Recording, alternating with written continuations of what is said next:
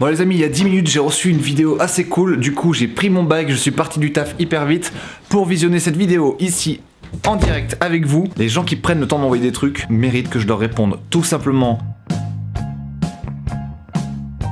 Donc du coup tout de suite on va découvrir la vidéo de Gwenny, petit gars de 15 ans qui fait déjà le buzz sur YouTube avec une vidéo à 100 000 vues hyper intéressante. Je vous laisse aller découvrir ça. Ah et aussi dans la série je cite des personnes parce qu'ils font des choses très cool pour moi.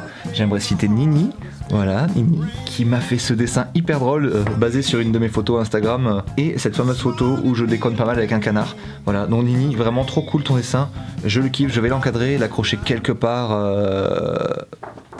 par là. Donc du coup, Gwenny, laisse-moi aller sur YouTube checker ce que tu m'as envoyé. Salut Benjamin, tu vas bien? J'espère parce que... Enfin, peu importe en fait, j'espère que tu vas bien dans la vie de tous les jours. Et je vais bien, merci Gwenny. Que je fais une vidéo, c'est en fait pour te demander si tu sais m'aider. Je sais pas si tu sais coder des applications, je sais que tu sais faire de beaux sites web. Je me mets au défi là. Une idée d'application en fait sur smartphone et je voudrais voir si tu sais m'aider parce que moi je ne sais absolument pas coder et donc j'aurais besoin... moi je sais coder par contre. Pour faire ça. Donc là, venons-en fait, mon petit Gwenny, qu'est-ce que tu veux? Une application pour simplifier la vie de tous les jours en fait et, ah ça c'est une bonne idée. Et pour retrouver facilement des objets. En fait Gwenny c'est un bricoleur, il a plein de trucs à la maison. Quand vous avez plein de choses comme ça, que vous êtes un peu bricolo, et il arrive effectivement que vous perdiez les choses. Gwenny propose de créer une application qui permet de dire très facilement en un coup d'œil, en faisant une petite recherche, genre où est-ce que j'ai foutu mes vis. Clac, ça vous dit, vous avez foutu vos vis dans le 13e placard de la chambre froide. Voilà, c'est à peu près ça, l'application de Gwenny. Alors je pense clairement que faire une application smartphone, etc. pour cet usage, c'est un petit peu overkill. Moi ce que je peux te proposer, c'est de te montrer un site qui va te permettre justement de bricoler ça en 2-3 clics assez facilement et qui va pouvoir te permettre surtout, et ça c'est très important, de te familiariser avec le langage des bases de données. Et Gwenny, juste petit message. La prochaine fois que tu me fais une vidéo, tu m'en fais autant que tu veux, j'ai vraiment adoré regarder cette vidéo. Mais la prochaine fois que tu fais ça, s'il te plaît, ne me tends pas ce piège là. Vous voyez là, à l'heure actuelle, le son de ma carte son est au maximum. Je regarde la vidéo. Si ça se trouve dans ta chambre à coucher... je l'entends à peine. Très bien. Je retourne sur mon logiciel de code, je me dis super Gwenny, je vais t'aider, je vais résoudre tes problèmes parce que je suis un mec sympa. Et comme d'hab, je relance la musique parce que j'écoute toujours de la musique quand je bosse. Et là... Ok, on va reprendre un petit peu notre sérieux. Ton application est toute simple. T'as besoin de 3 catégories d'objets, on va dire. Les lieux, les rangements, et les objets que tu vas ranger dans ces rangements. Voilà.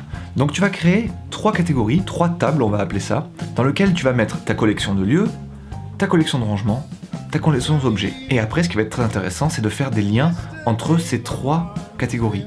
Tu vas pouvoir dire que l'objet ficelle se trouve dans le rangement numéro 4 de la couleur bleue, et ce rangement se trouve dans la cave. Et tu vas voir qu'après, une fois que tu as créé tes catégories, tes rubriques et tes types d'objets, tu vas voir à quel point c'est facile de remplir ça hyper vite, et de faire des recherches sur les objets, de retrouver l'objet que tu cherches, de savoir où il se trouve, et d'avoir une vue d'ensemble assez intéressante de tout ça. En fait, pour faire simple, ton application, c'est tout simplement une base de données, et en particulier une base de données relationnelle, comme on l'appelle dans le jargon de l'informatique. Et les bases de données, c'est ce qui fait exactement l'essence du web. Le moindre petit blog a besoin d'une base de données pour stocker les articles, les commentaires des articles, les personnes qui ont laissé des commentaires, etc. Il y a besoin de bases de données pour tout. Pour faire mon site choix de merde, j'ai eu besoin d'une base de données pour stocker les questions et le nombre de réponses qu'il y avait pour chacune de ces questions. Voilà, en gros, des bases de données, t'en as partout. Gwenny, on est dans Airtable et du coup, on va faire la petite application qui va te permettre de retrouver tes objets tranquillos. Alors, qu'est-ce qu'on va faire? On va ajouter une base qu'on va faire from scratch, c'est-à-dire de zéro. On va l'appeler Gwenny. Et alors dans cette base de données, qu'est-ce qu'on va avoir? On va avoir une table qui contient d'abord la matière première, donc des objets. On va avoir une table qui contient des lieux. Et on va avoir une table qui contient des rangements. Les objets, qu'est-ce qu'on va pouvoir dire? On va pouvoir dire que c'est constitué effectivement d'un nom, d'une note, d'une photo, donc attachment. À chaque fois que vous créez une table dans une base de données de Airtable, la table a par défaut 3 champs qui sont name, note et attachment. Voilà. Après, vous pouvez en rajouter vous-même, c'est ce qu'on va faire maintenant. On va rajouter un champ qui va être quoi? Qui va être un lien vers une autre table. Ça va vous paraître un petit peu compliqué au début ce que je raconte, mais au final, en vrai c'est très simple. Juste suivez, accrochez-vous au départ, même si vous comprenez pas grand chose, c'est pas très grave parce que tout va prendre sens à mesure que je construis la base de données. Je crée, du coup, pour les objets, je vais créer un lien vers une autre table, ça va être un lien vers les rangements. Parce que les objets sont rangés dans des rangements. Voilà. On va appeler ça rangement. Donc des objets, qu'est-ce qu'on va faire? On va commencer par renseigner quelques objets. On va dire des vis, un sachet de 100 vis.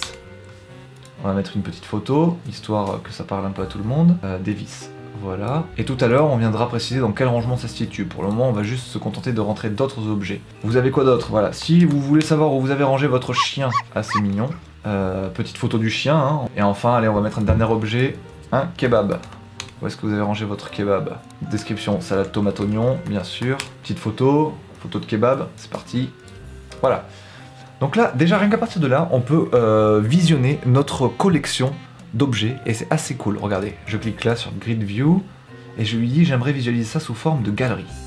Et là du coup vous avez les 4 objets qu'on a rentrés. Et à terme, vous aurez aussi l'endroit où ils se trouvent. Donc maintenant on va renseigner nos rangements. Alors rangement pareil, hein.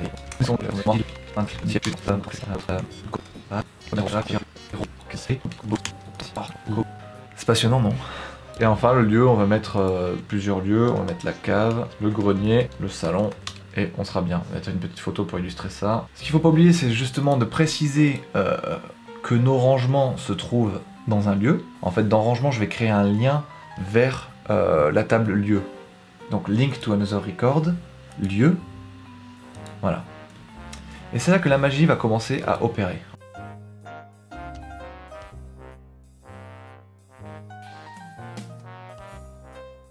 Là, qu'est-ce que je vais dire? Je vais dire que les vis se situent dans les tiroirs. Je vais dire que les écouteurs se situent dans la commode. Je vais dire que le chien se situe dans l'armoire. Et je vais dire que le kebab se situe dans l'armoire avec le chien, parce qu'on est cool, on laisse pas le chien sans crever de bouffe.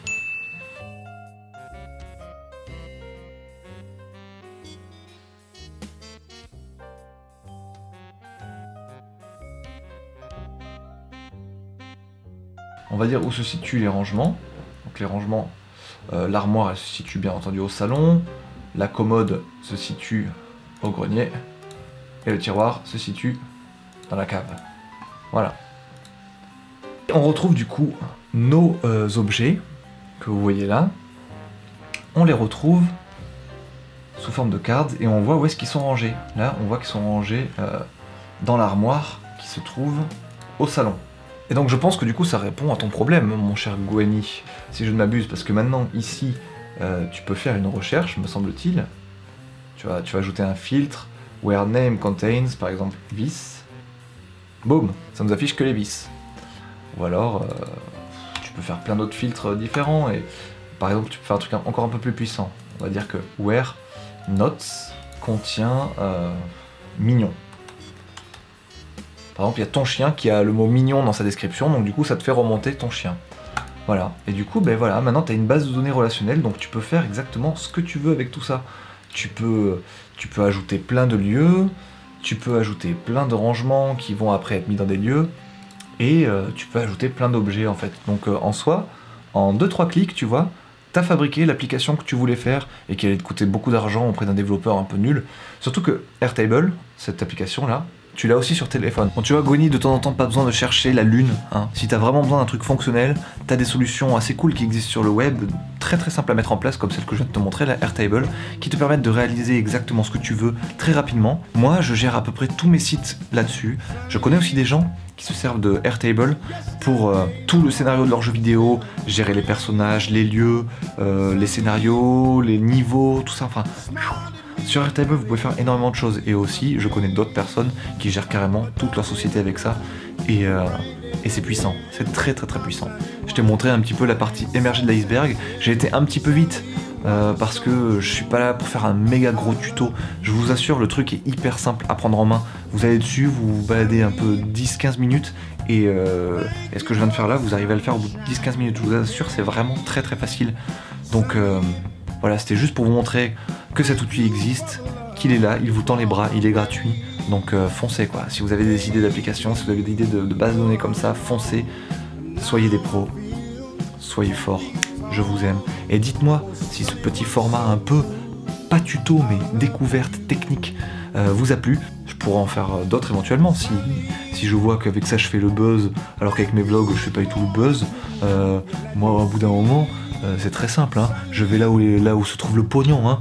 Je veux gagner de l'argent, je veux faire des partenariats, je veux devenir influenceur, tout ça, voilà, vous comprenez. Donc moi je vais là où le public m'attend, hein.